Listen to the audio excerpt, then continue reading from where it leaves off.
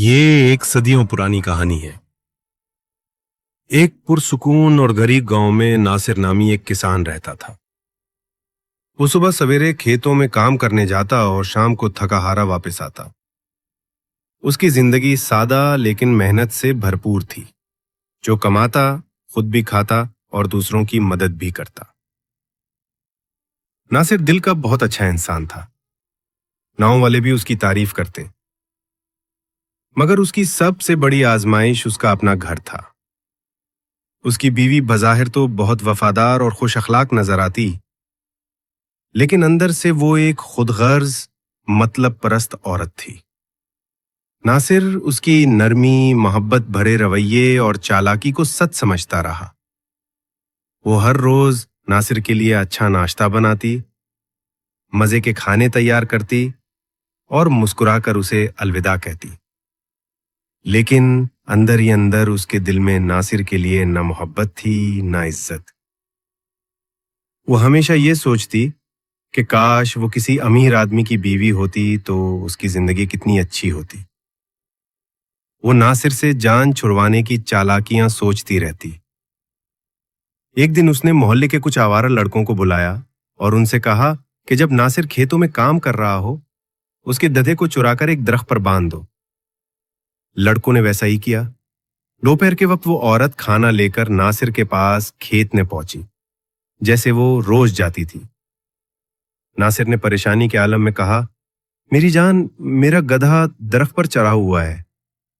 मैं सुबह से यही सोच रहा हूं, ये कैसे हो गया? बीवी ने हैरत जाहिर करते हुए कहा, ये तो वाकई अजीब बात है। चलो उसे नीचे उतारते हैं। दोनों ने मिलकर गधे को उतार लिया। जब वो वापस जाने लगी तो पैसों का मुतालबा किया। नासिर ने फौरन जेब खाली की और जो कुछ था उसे दे दिया।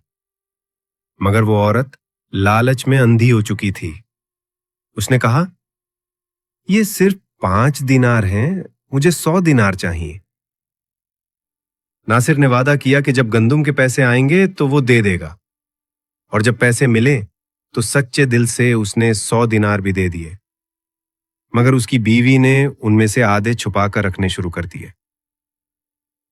वक्त गुजरता गया और उस औरत के इरादे मजीद खराब होते गए। अगर आपको ऐसी कहानियां पसंद है जो दिल को छू जाए और राज से भरी हो, तो अभी सब्सक्राइब करें चुपके दस्तान को, जहां हर दस्तान में छुपा है एक नया जादू। घंटी जरूर दबाएं ताकि कोई भी दस्तान रह न जाए। एक दिन उसने नासिर से 200 दिनार मांगे। नासिर ने पूछा, इतने पैसों का क्या करोगी? उसने झूठी हमदर्दी दिखाई और कहा, मेरी बहन बहुत बीमार है, दवाई के लिए चाहिए। नासिर ने दिल में सोचा कि कोई ना कोई बंदोबस्त करता हूं, और आखिरकार अपना गधा बेचकर बड़ी मुश्किल से 200 दिनार जमा किए और बीवी को दे दिए। लेकिन उस औरत ने इस बार एक और चालाकी की।